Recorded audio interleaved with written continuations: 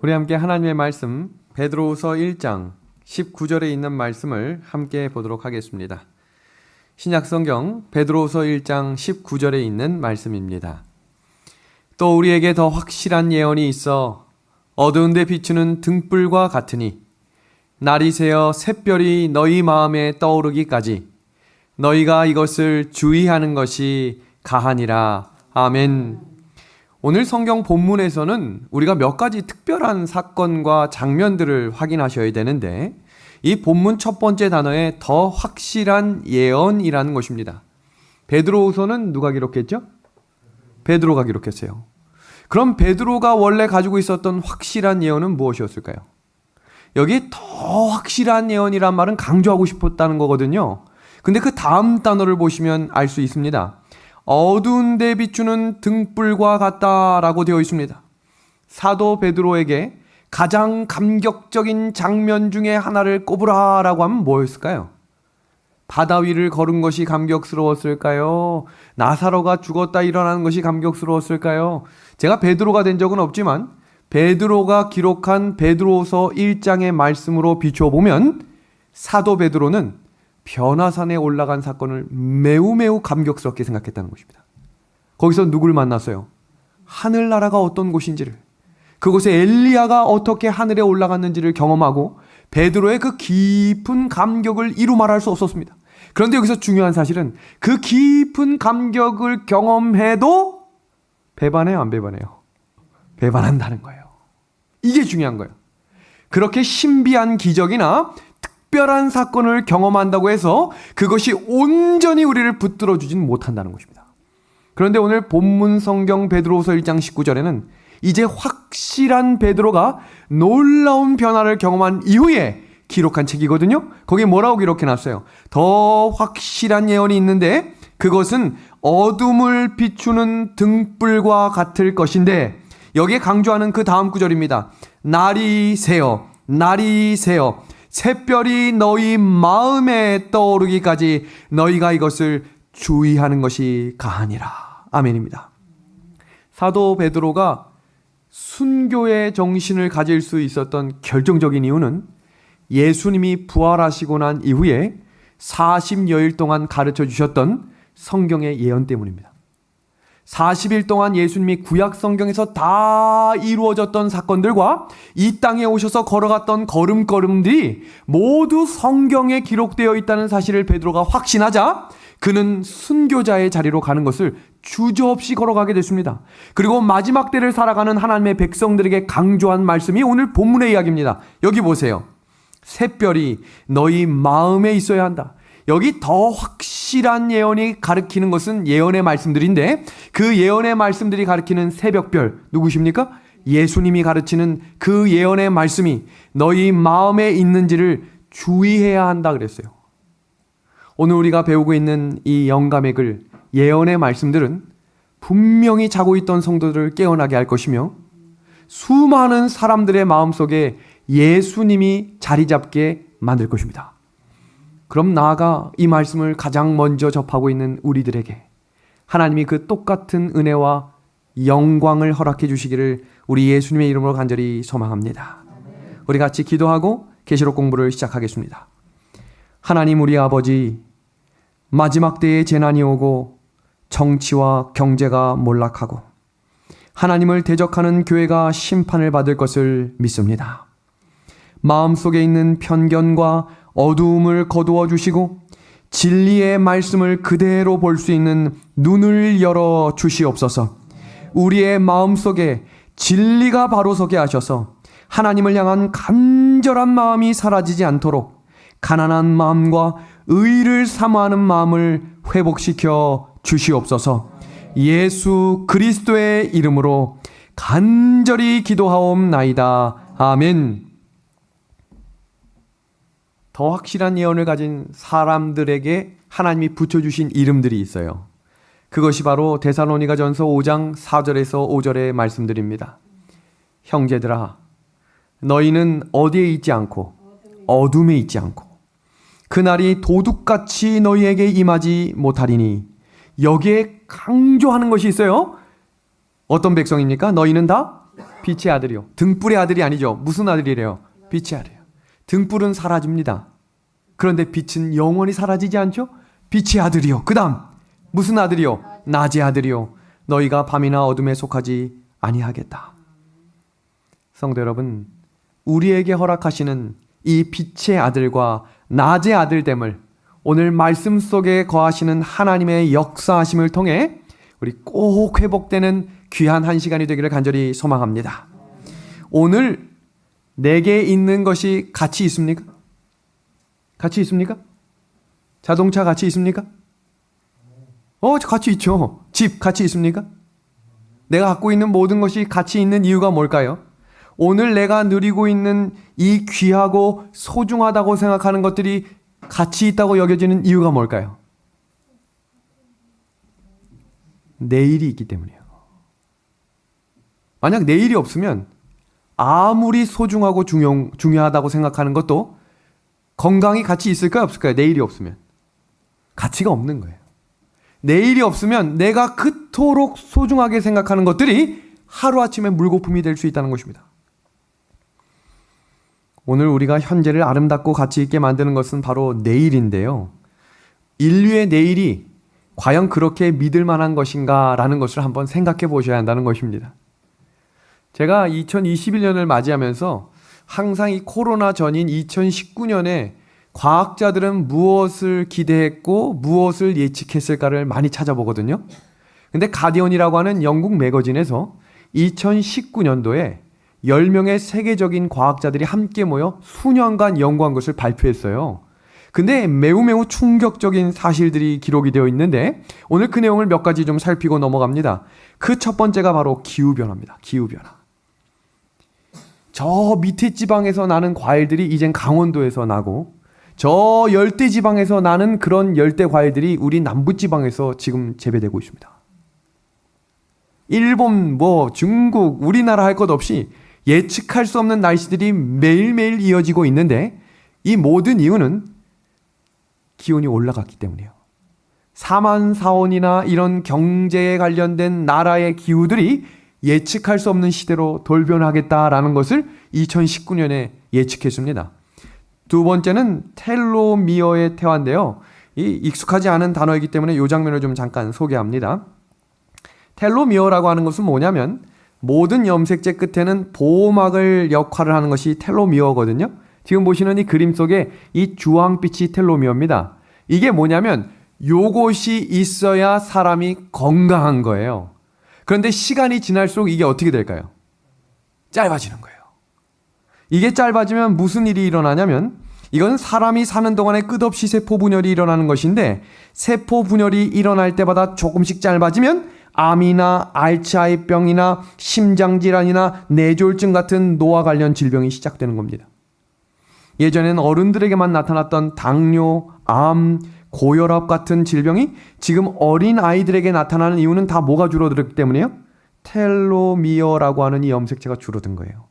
세상이 마지막이 된다라고 하는 것은 진짜 세상이 확 끝나야 끝나는 게 아니라 각자 개인의 생각해 보세요. 오늘 우리가 새벽 기도회 때 10살 꼬마아이가 오늘 뇌수술을 했거든요. 제가 지금 내려오기 전에 10분 전에 연락을 받았는데 지금 30%에서 40%의 확률을 가지고 지금 중환자실에 들어갔다고 했어요. 기도 요청을 했습니다. 생각지도 못한 일이죠. 10살 꼬마아이가 그런 일이 일어날 거라고 누가 예측했겠습니까? 세상은 예측하는 대로 돌아가지 않아요, 이제. 무슨 일이 어떻게 일어날지 모르는 시대가 됐는데 그런 이유 중에 하나는 우리 염색체의 변이가 생각지 않게 일어나고 있는 것이 발견되고 있는데 우리가 몰랐을 뿐이지 계속해서 삶의 환경과 형편이 바뀌면서 어린아이 할 것 없이 어른 할 것 없이 모두가 다 위기 가운데 살고 있다는 것입니다. 세 번째입니다. 바이러스였어요. 2019년도에 곧 전 세계를 휘감는 바이러스가 일어난다라고 예측해놨더라고요. 대단하지 않습니까? 그들이 했던 이야기는 테러나 핵전쟁이나 유성의 충돌이나 우주선의 폭발이나 초대형 화산 폭발이나 지구가 블랙홀에 먹힐 위험과 함께 제가 또 한 가지 주목할 만한 것이 바로 10번째였는데 그것은 바로 인간의 도덕성과 윤리가 파괴된다는 것이었습니다. 생각해 보시면 2019년과 비교했을 때 2021년은 상상할 수 없는 윤리적 파괴가 일어나고 있습니다. 이건 단순히 성적인 문제를 넘어서서 초등학생들이 동년배 한 명을 끌어다가 옷을 벗기고 이상한 행동을 했어요. 중학교 학생들이 폭행을 당해서 경찰에 신고했는데 이제 무서운 게 없어요. 그 학생을 데려다가 다시 추가 폭행을 해서 중상에 빠졌습니다. 어디를 둘러봐도 내일에 대한 희망을 발견할 수 없는 세상에 살아가고 있습니다. 예전에는 소망과 희망이 있었어요. 이제 조금 더 나아지겠구나. 근데 이제는 점점 위기와 위기가 덧붙여져서 내일은 또 어떤 일이 일어날까를 사람들이 걱정하며 살아갑니다. 그때 하나님께서는 우리에게 이 위기의 때에 하나님의 말씀으로 돌아가라고 우리에게 말씀하셨습니다. 하나님의 음성을 들어야, 하나님의 약속에 집중해야 하나님이 말씀하신 대로 이루어질 역사의 예언들을 깨닫게 하시겠다라고 말씀하셨습니다. 우리 첫 문장 한번 다 같이 읽어볼까요? 너희는 마음에, 시작.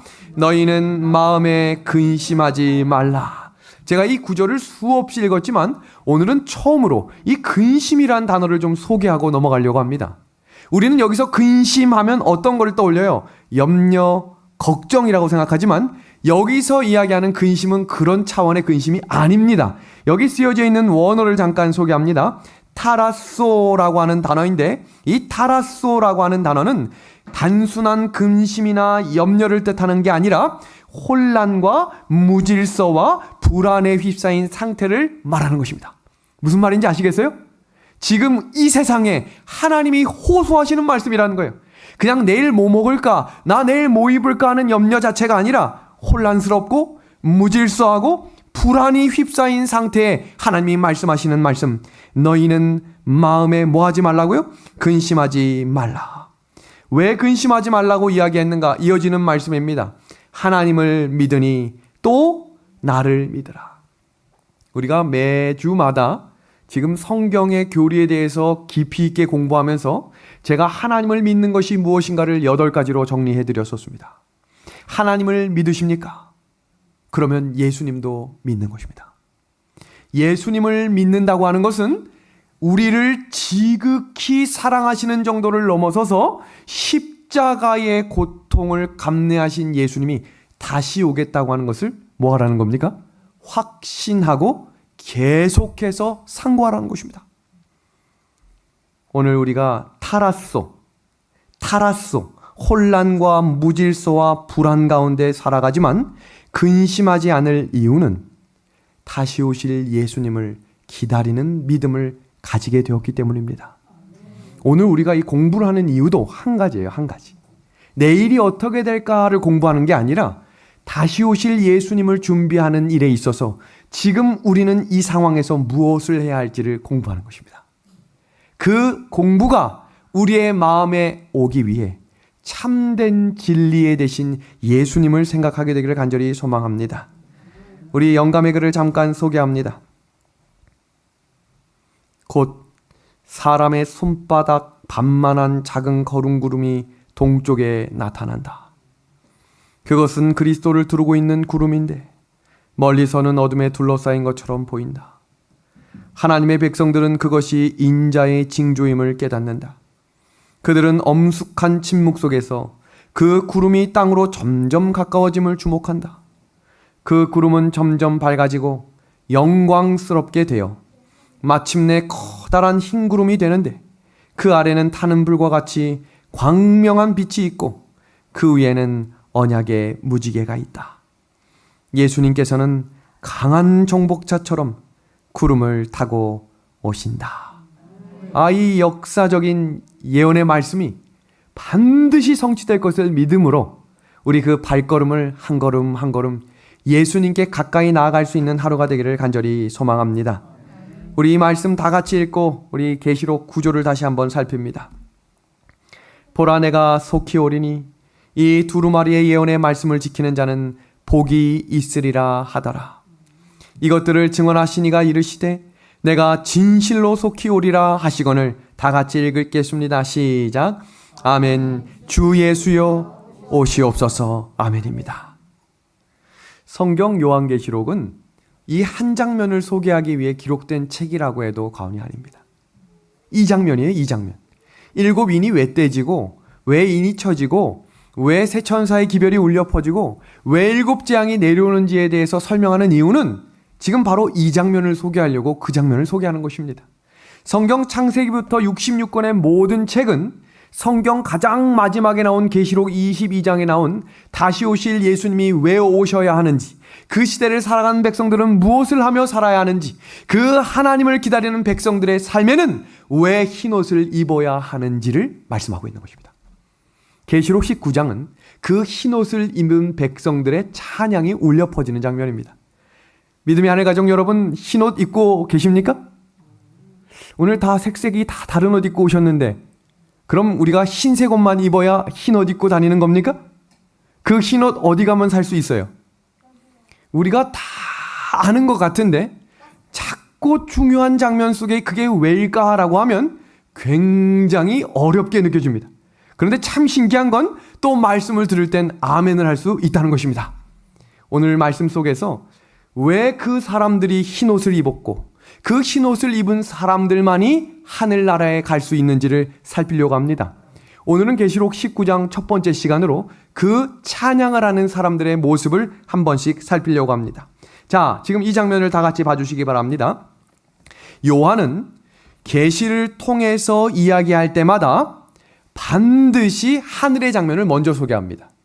예를 들어서 계시록 6장에는 7인을 뗄 때 인에 대해서 기록이 되어 있는데 그 인에 대해서 이야기할 때 반드시 하나님의 보좌를 먼저 소개해요. 이 장면을 이해하셔야 돼요. 계시록 공부를 할 때는 장면 하면 다 잊어버립니다. 그런데 중요한 핵심을 반드시 딱 기억하시면 이 장면이 왜 나오는지를 이해해요. 자, 보세요. 계시록 6장에 인을 하나씩 뗄 때마다 막 말들이 나오고 뭐 움직이고 막 하늘이 요동치고 막 그래요. 그런데 중요한 건 그렇게 심판이 일어나기 전에 하나님의 백성들에게 하나님의 보좌 주변에 무슨 일이 있는지를 보여줍니다. 그 말은 무슨 말이에요? 이미 구원이 확정된 하나님의 백성들은 세상에 무슨 일이 일어나도 하나님이 보호하신다는 거예요. 어떤 과정을 걸어가도 하나님이 붙들어 주시겠다는 것입니다. 아멘이죠? 다음 장면입니다. 계시록 14장에 세 천사의 기별 영원한 복음이 울려 퍼질 때 처음부터 갑자기 첫째 천사의 기별은 이렇게 얘기하지 않아요. 계시록 14장 1절을 볼까요? 하나님과 함께 14만 4천이 시온산에 섰다 그랬어요. 이 말은 무슨 말이에요? 세 천사의 기별이 울려 퍼지는 그때에 온갖 환난과 고난이 하나님의 백성들에게 찾아옵니다. 그러나 그때 기억해야 될 것 뭐예요? 그들은 하나님께서 구원을 확정하심으로 온전히 지켜주는 백성들이 될 것이며 그들은 반드시 하늘에 가 하나님과 함께 찬양대에 이르게 될 것이다 약속했습니다. 제가 지난주에 전도회를 가서 아주 매우 충격적인 장면을 하나 경험했는데 저는 우리 춘천은하숙교에서도 그걸 한번 해보고 싶어요. 우리 찬양대장님 잘 들어주세요. 안식일에 찬양대를 하는데 여느 교회와 마찬가지로 요 앞에 한 6분이 나오셨어요. 그래서 이 6분이 어떤 찬양을 하실까 기대하며 들었는데 갑자기 가운데 찬양대장님이 착 하는 거예요. 이거 어디서 많이 보셨죠? 착! 이거 뭐예요? 일어나라는 거잖아요. 그래서 뭐야 이거 누가 일어나나 봤더니 모든 성도들이 다 일어나는 거예요. 그러더니 갑자기 찬양을 하는데 그날 온 손님 빼고 모두가 찬양을 하는 것입니다. 얼마나 감동적인지 음정 박자 중요한 게 아니에요. 그 자리에 일어난 사람들이 마스크를 다 썼지만 한 목소리로 찬양을 하는데 큰 목소리는 아니었습니다. 음조리는 소리도 있었고 화음을 내는 소리도 있었는데 그 모습 자체가 와, 하늘 찬양대의 모습일 수 있겠구나라고 생각했어요. 우리는 찬양대라고 하면 노래 잘하고 전공했거나 음정이 정확한 사람들이 하는 것이라고 생각하지만 14만 4천인을 이야기할 때 그들은 하나님을 찬양하는 찬양대였다고 이야기하고 있습니다. 찬양대 하실 준비 됐습니까? 예수님이 일어나라 라고 하면 일어날 준비 되셨습니까? 와, 그 장면이 저에게 그 일주일간의 기간 동안 가장 감동적인 장면 중에 하나였습니다. 우리도 언젠가 할지 모르는 그 찬양대를 위해서 함께 한 찬양을 같이 준비하면서 찬양대장이 착 하면 다 같이 일어나 함께 찬양할 수 있는 그날이 속히 오기를 소망합니다. 계시록 19장 1절과 2절입니다. 잘 보시면 지금까지 설명한 이 장면들이 왜 제가 이렇게 깊이 있게 설명했는지를 확인하실 수 있을 것입니다. 보겠습니다. 이 일 후에 내가 들으니 하늘에 허다한 무리들의 큰 음성이 있어 이르되, 허다한 무리들 하면 뭔가 이렇게 딱 기억나는 장면들이 있으시죠? 계시록 7장에 아무도 셀 수 없는 큰 무리들이 나왔었습니다. 두 번째, 계시록 14장에도 14만 4천들이 셀 수 없는 큰 무리였다라고 기록하고 있습니다. 계시록 15장에도 짐승의 수를 이기고 벗어난 자들, 그러니까 계시록은 한 장 한 장이 띄어져 있는 책이 아니라 한 챕터로 잘 연결이 되어 있는 책이라는 것입니다. 허다한 무리들, 이 사람들은 어떤 사람들일까요? 하나님께 구원받은 모든 시험과 환난을 이겨낸 백성들이 뭐 하려고 지금 모여있나 한번 보겠습니다. 뭐 하려고 모여있나? 이어지는 장면입니다. 빨간색 글씨 뭐라고 되어 있어요? 할렐루야. 지금 뭐 하려고 하는 거예요? 찬양하려고 모인 것입니다. 준비되셨습니까? 착! 자, 그 장면입니다. 할렐루야라고 하는 단어가 계시록 19장에 총 4번이 기록되어 있는데, 할렐루라고 하는 이 단어의 뜻은 자랑하다, 찬송하다라는 것입니다. 지금 이 찬양대원들이, 셀 수 없는 이 무리들이 누굴 자랑하려고 할까요? 내 면류관, 내 별, 이것 좀 봐주세요, 이게 아니라고 했죠. 하늘갈 백성들은 다 면류관을 하나님 보좌에 내려놓겠다고 했어요. 그들이 누굴 찬양하는 거예요? 예수님입니다. 그러니까 지금 이 땅에서도 누굴 자랑하는 훈련하는 거예요? 예수님. 입만 열면 자녀 자랑, 입만 열면 우리 가족, 입만 열면 우리, 나를 강조하는 사람에서 변화된, 입만 열면 예수님, 입만 열면 예수님이, 하나님이 나를 이렇게 인도하셨다고 고백하는 사람들이 되어야 하늘에 가서 그 찬양을 부를 백성이 되는 것입니다. 야라고 하는 이 단어는 야훼라고 하는 단어의 야자입니다. 그래서 할렐루야라고 하는 것은 하나님을 찬양합니다 라고 하는 의미입니다. 근데 우리는 이 의미도 모른 채 할렐루야 하면 아멘 이렇게 하는 반복적인 훈련에 익숙한 사람들이 된 것입니다. 할렐루야라고 하는 이 단어의 원래 의미를 지금부터 소개합니다. 할렐루야는 반드시 죄를 심판하신 하나님을 찬양할 때 사용되는 단어입니다. 내 기분이 좋을 때 할렐루야가 아니에요. 문제가 해결되고 죄가 이길 것 같았지만 하나님이 승리케 하셨다는 그 역전의 명수인 하나님을 찬양할 때 외치는 단어, 그게 뭐라고요? 할렐루야입니다. 우리 2021년 하나님이 지금 날 인도해 주신 것 할렐루야입니까? 아멘이에요. 이 장면이 어디 나올까요? 이 장면입니다. 홍해가 갈라진 것까지는 좋았어요. 근데 이스라엘 백성들이 얼마나 믿음이 연약했는지 저하고 똑같아. 문제가 해결됐어요. 열렸잖아요. 건넜거든요. 근데 또 문제가 생겼어. 뒤에 누가 따라와요?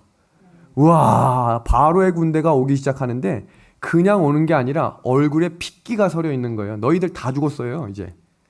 다 죽었어. 그냥 달려오는 게 아니라 그 표정을 생각해 보셔야 돼요. 열지양 당했죠. 잠시 머리가 좀 어질어질해서 그냥 가라 했는데 다시 사단의 영이 임하자 죽어도 안 보내. 죽어도 못 보내.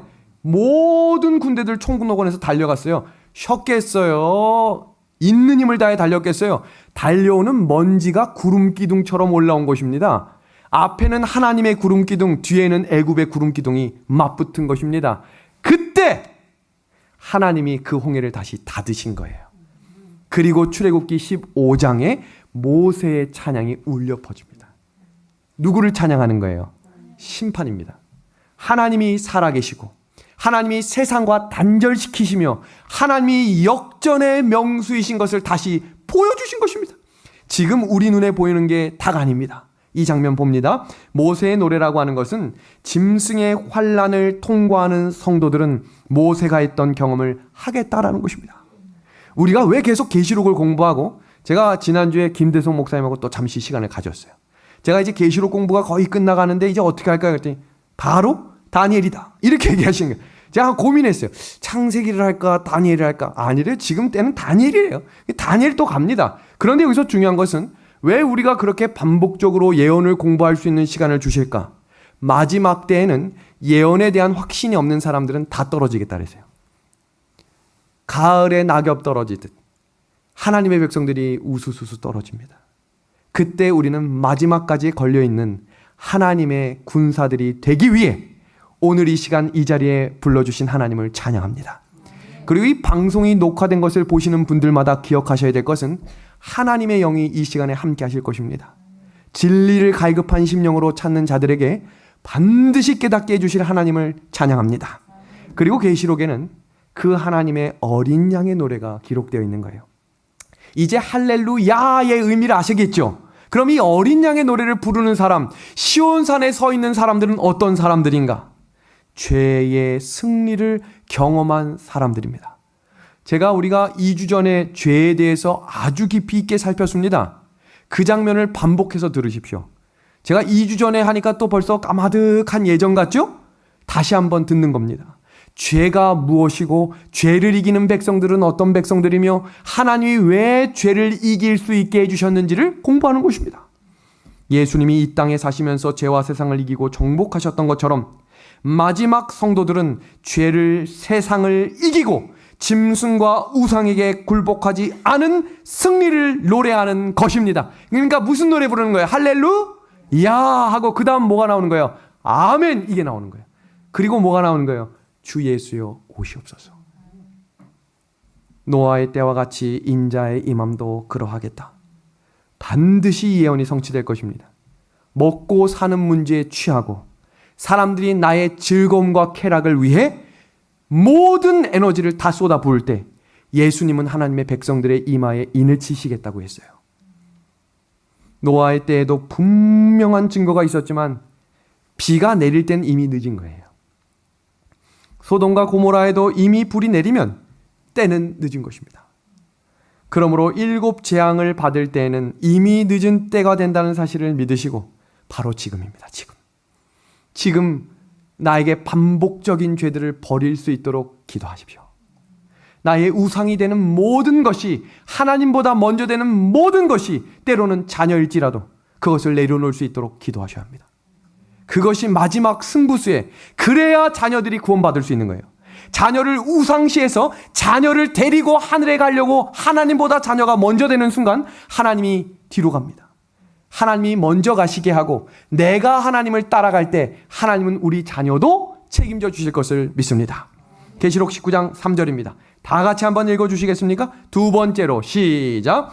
두 번째로 할렐루야 하니 그 연기가 세세토록 올라가리로다. 오늘 저녁 분위기를 보니까 이 내용이 이제 이해가 되시는 것 같아서 참 행복합니다.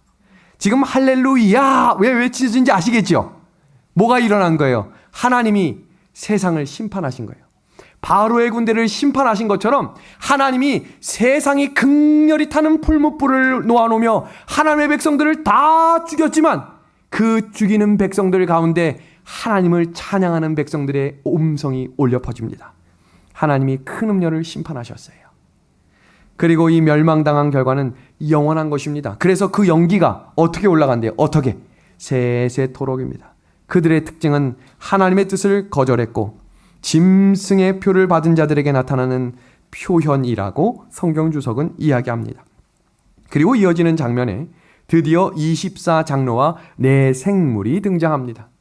항상 24장로는 들으면 이해되는데 24장로가 누굽니까? 라고 질문하면 또 헷갈리는 장면입니다. 그리고 네 생물도 분명히 교과 공부나 성경을 공부할 때마다 내 생물은 이것입니다 라고 우리가 공부한 적이 있는데 내 생물이 뭡니까? 질문하면 눈을 돌리게 됩니다. 근데 이 장면들을 우리가 한번 살펴보면 다 나옵니다. 아멘. 또 뭐가 나와요? 할렐루야. 그러니까 이들의 특징은 셀 수 없는 큰 무리와 함께 하나님을 찬양하는 백성들이겠죠. 그렇다면 이 24장로와 네 생물은 반드시 하늘의 장면을 묘사할 때만 등장합니다. 그리고 하나님의 보좌 곁에만 등장합니다. 다음입니다. 그 다음 하나님 보좌 주변에 있고 이 사람들이 하는 일은 딱 한 가지밖에 없어요. 하나님의 모든 일에 대해 찬양하고 경배한다는 것입니다. 그럼 우리가 이 찬양 같이 하고 싶으시죠? 그래서 제가 이게 너무 자, 그 장면을 좀 소개하겠습니다. 네 생물입니다. 계시록 4장 6절에는 이 네 생물을 표현하면서 이렇게 이야기합니다. 보좌 앞에 수정과 같은 유리 바다가 있고 보좌 가운데 보좌 주위에 뭐가 있다고 되어 있어요? 네 생물이 있는데 앞, 뒤에 뭐가 가득하대요? 눈이 가득하대요. 그 장면을 좀 소개합니다. 네 생물이라고 하는 이 단어는 조아라고 하는 단어인데요. 이 조아라고 하는 단어는 살아있는 존재들을 일컬을 때 사용하는 단어입니다. 그러니까 이 네 생물들은 살아있는 존재들을 말하는 것인데 이 장면을 그룹 천사라고 표현하고 있는 에스겔 10장 20절을 다 같이 한번 읽어보겠습니다. 그것은 시작. 그것은 내가 그 발 강가에 서보던 이스라엘의 하나님 아래에 있던 뭐라고 되어 있습니까? 생물이라. 그들이 뭐라고 되어 있어요? 그룹인 줄을 내가 아나이다. 그룹이라고 하면 구약 시대의 성소 지성소에 있는 법궤 위에 속죄소 즉 시은자에 있는 그룹 천사를 일컫는 말이거든요. 이 말은 다른 말로 이야기하면 그룹들이라고 하는 내 생물이라고 하는 단어는 하나님 보좌 가장 가까이에 있는 존재들입니다. 근데 그 존재들을 표현할 때 살아있는 존재들이라고 표현한 것입니다. 그 장면을 또 자세히 한번 보겠습니다. 계시록 4장 7절에는 그 네 생물의 특징을 분명하고 명확하게 표현하고 있어요. 그 첫째는 뭐 같고? 사자 같고, 둘째 생물은 송아지 같고, 셋째는 얼굴이 있는 사람 같고, 넷째 생물은 독수리 같다 그랬거든요. 첫째입니다. 사자는 힘과 권위를 상징하고, 송아지는 인내와 희생과 봉사를 상징하며, 사람이 일컫는 강조점은 지혜와 지성이고, 독수리는 영광과 신속함을 드러냅니다. 근데 이 장면이 하나님의 하늘 성소가 이 땅의 지상 성소로 거했을 때가 있었죠. 그때 장면을 좀 표현하면서 그 장면을 좀 소개합니다.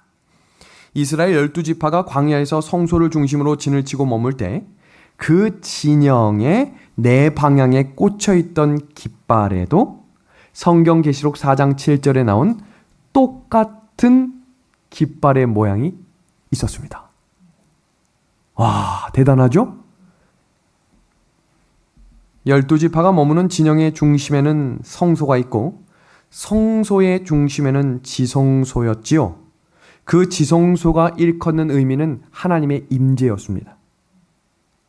하나님의 보좌에 있는 네 생물은 지상성소로 그대로 옮겨 놓은 것입니다. 그 네 생물들이 한 일이 무엇인가? 이어지는 계시록 4장 8절과 9절입니다.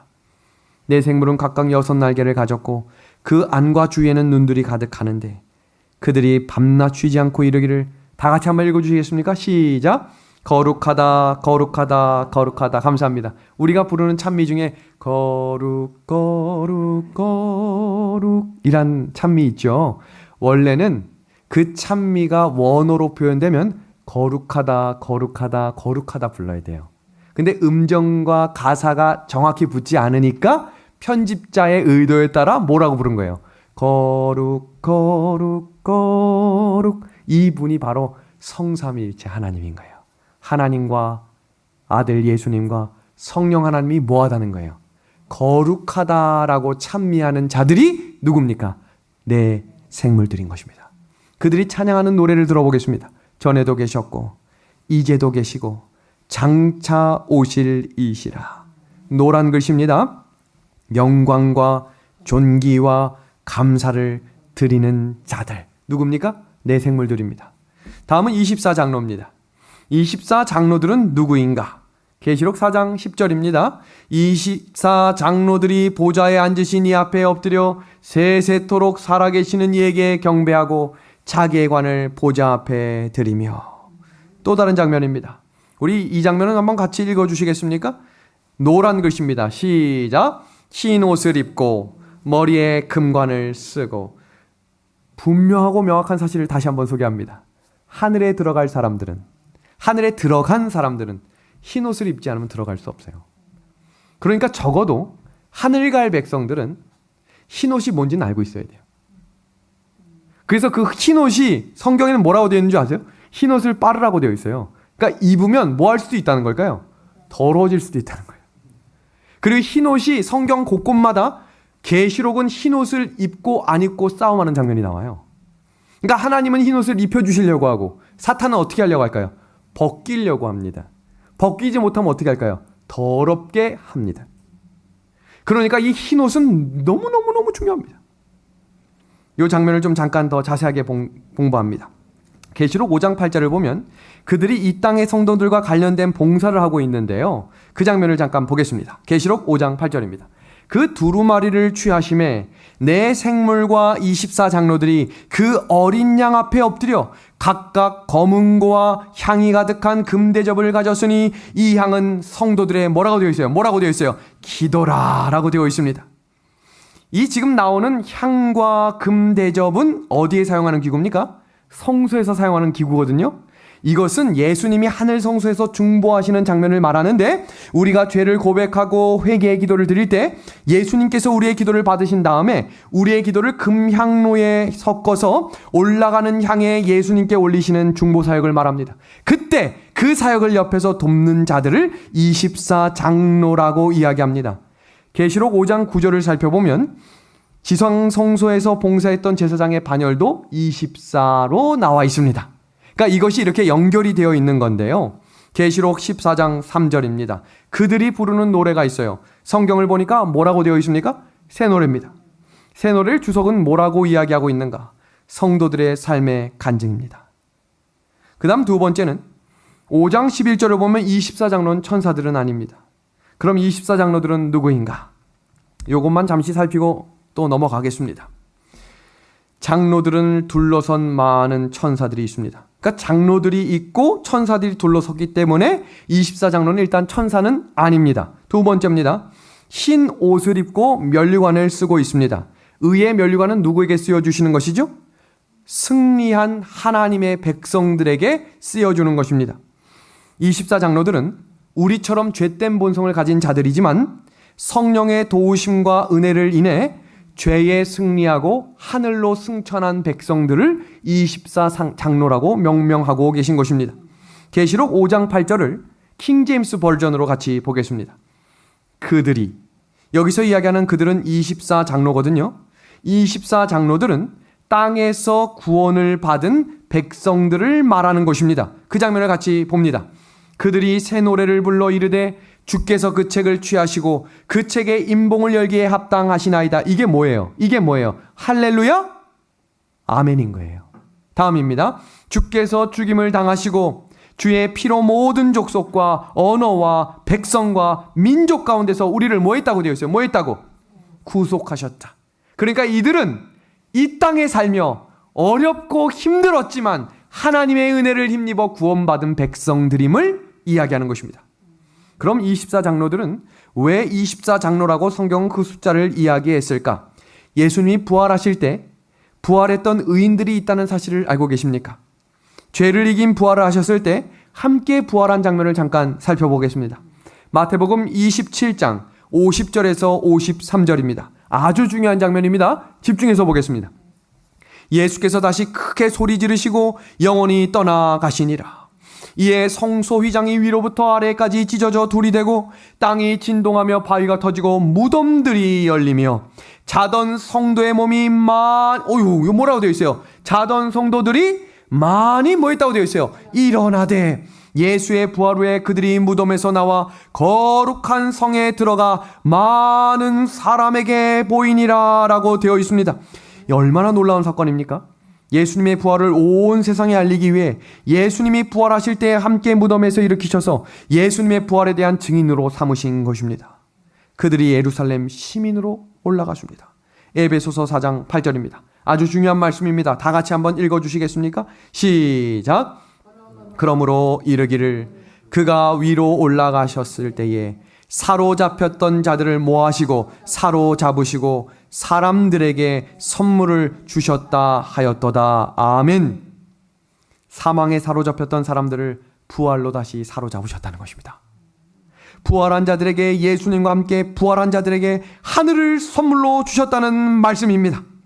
우리는 24장로들이 예수님이 부활하셔서 승천하실 때에 함께 부활시켜 하늘로 데려간 사람들이라고 재림교회는 성경 주석으로 결과를 내렸습니다. 물론 24장로 중에 죽음을 맛보지 않은 에녹과 엘리야도 포함될 수 있다는 사실도 우리는 기억해야 합니다. 그런데 여기서 중요한 사실입니다. 아주 중요한 장면입니다. 보겠습니다.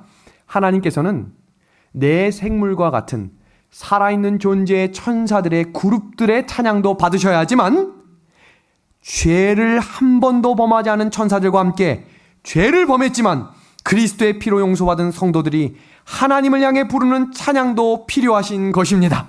이 찬양이야말로 사탄의 불의함을 증명해 주시기 위함입니다. 이어지는 장면입니다. 24장로의 직무 중에 중요한 것은 그들이 하나님의 심판에 참여한다는 것입니다. 왜냐하면 심판은 하나님의 보좌에서 이루어지기 때문입니다. 마지막 시대의 지성소의 책들이 펼쳐질 때, 하나님께서 심판하실 때 하나님 보좌 주위에 있는 내 생물과 24장로들이 그 심판에 참여합니다. 그럼 제가 한번 질문합니다. 왜 하나님께서 24장로를 심판에 참여시키실까요? 천사들만 참석시켜도 될 텐데 왜 24장로도 심판에 참여시킬까요? 너무너무 중요한 장면입니다. 보겠습니다.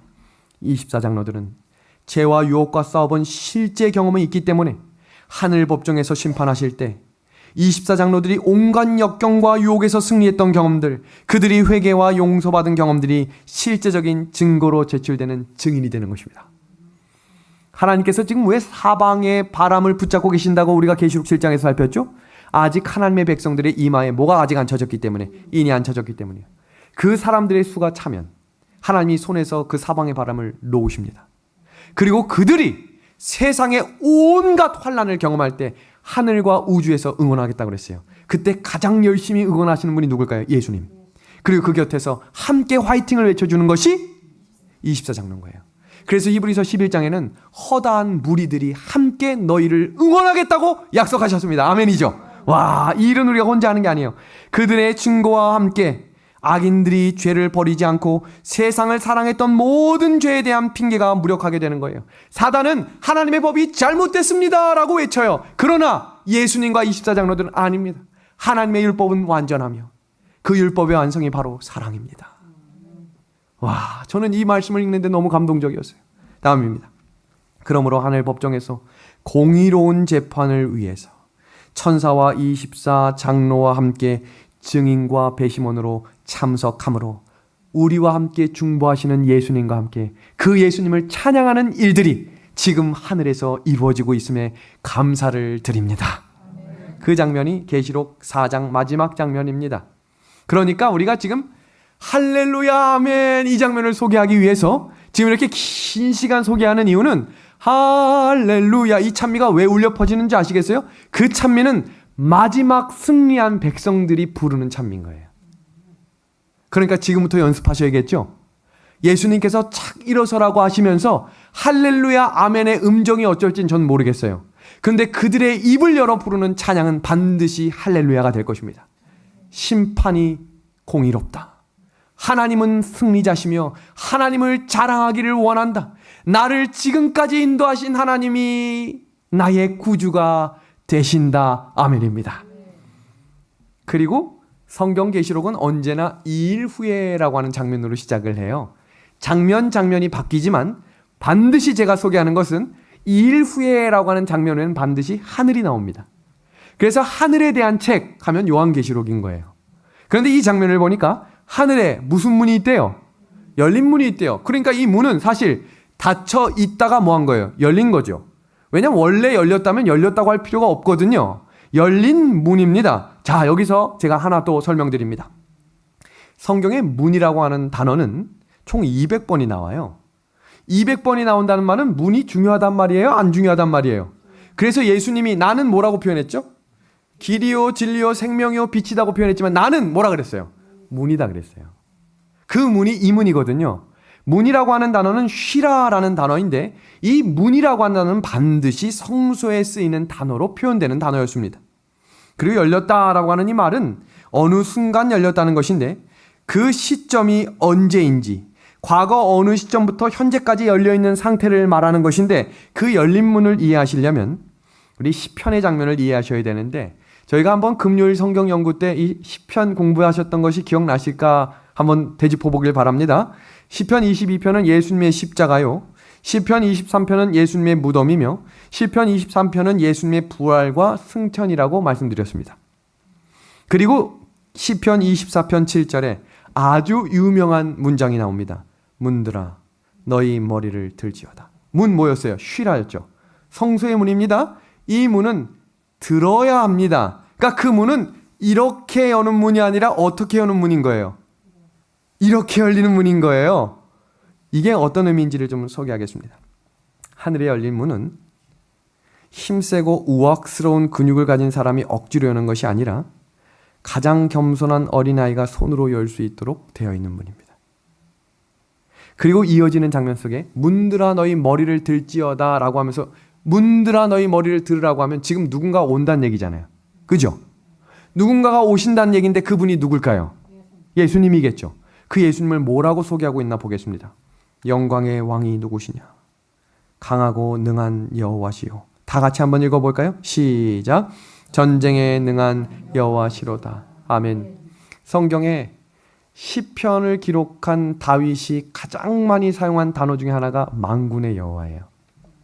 그 이유가 무엇인지 아시겠죠? 다윗은 전쟁을 많이 했어요. 그래서 누구의 힘이 필요했어요? 하나님이 필요했는데 하나님의 이름이 굉장히 다양하거든요. 그 중에 누구의 이름을 쓴 거예요? 만군의 하나님입니다. 예수님 전쟁 잘하실까요? 예수님만큼 전쟁 잘하시는 분이 없어요. 그런데 예수님이 전쟁 때 사용한 무기가 무엇인지를 기억하셔야 돼요. 예수님이 사용한 무기는 선한 성령의 열매로만 싸우셨다는 것을 기억하셔야 합니다. 마지막에 우리가 이 시대에 마지막 싸움을 싸울 때는 근육으로 싸우지 않습니다. 말 잘하는 걸로 싸우지 않습니다. 세상의 지식으로 싸우지 않습니다. 하나님은 성령의 열매로 이기셨거든요. 그래서 다 같이 한번 읽어주시겠습니까? 악에게 시작. 악에게 지지 말고 선으로 악을 이기라. 제가 가끔 받는 통화나 카톡 중에 답답합니다 라고 하는 카톡이 많아요. 누구 때문일까요? 주변 때문이에요.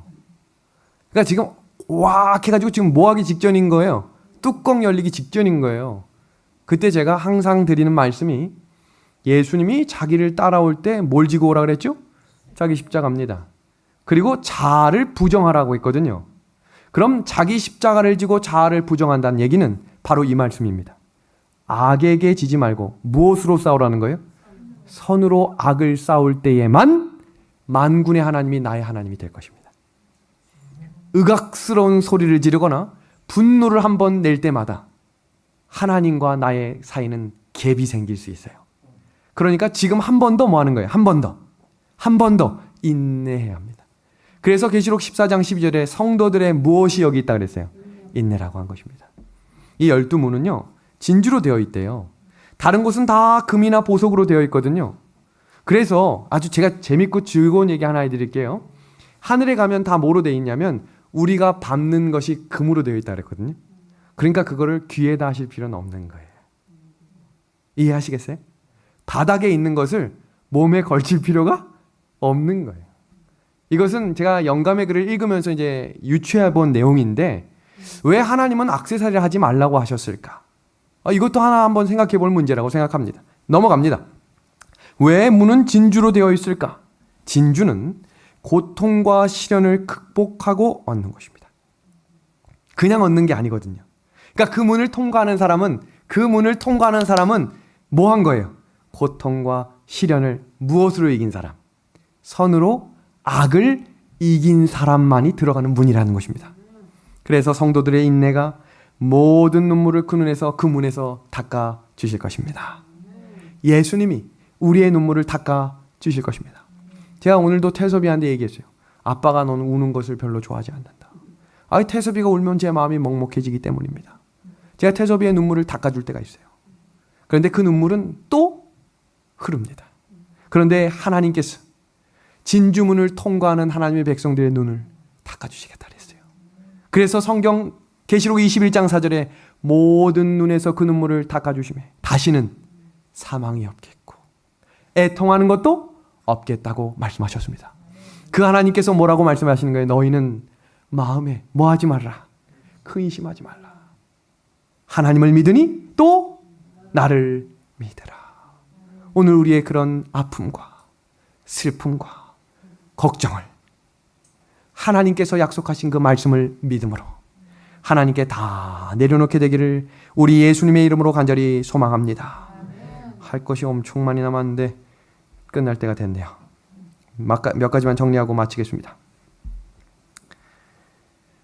굳게 닫혔던 하늘문이 예수님과 함께 열리게 됩니다. 24장로들이 먼저 하늘에 올라간 우리의 희망과 소망의 샘플이 됩니다. 힘들고 어려울 때 용기를 가지고 늘 찬미를 잊지 마시고 감사의 찬양을 부르게 되기를 간절히 소망합니다. 하나님의 복이 오는 순서를 좀 정리합니다. 아주 중요합니다. 첫 번째, 하나님의 섭리와 성령의 역사를 통해 우리가 진심으로 회개하고 죄를 버리는 경험을 해야 합니다. 여기 선행 조건을 잘 보시면 회개하고 죄를 버리는 경험은 누가 올 때 할 수 있는 거예요? 성령입니다. 우리는 이걸 거꾸로 생각해요. 우리가 깨끗해져야 성령이 옵니다라고 이야기하지만 우리는 죄를 스스로 해결할 수 있는 존재가 못 됩니다. 사람 자체가 악하기 때문이에요. 내가 한다라고 하면 안 돼요. 이렇게 하면 성령을 누가 받았다고 생각할까요?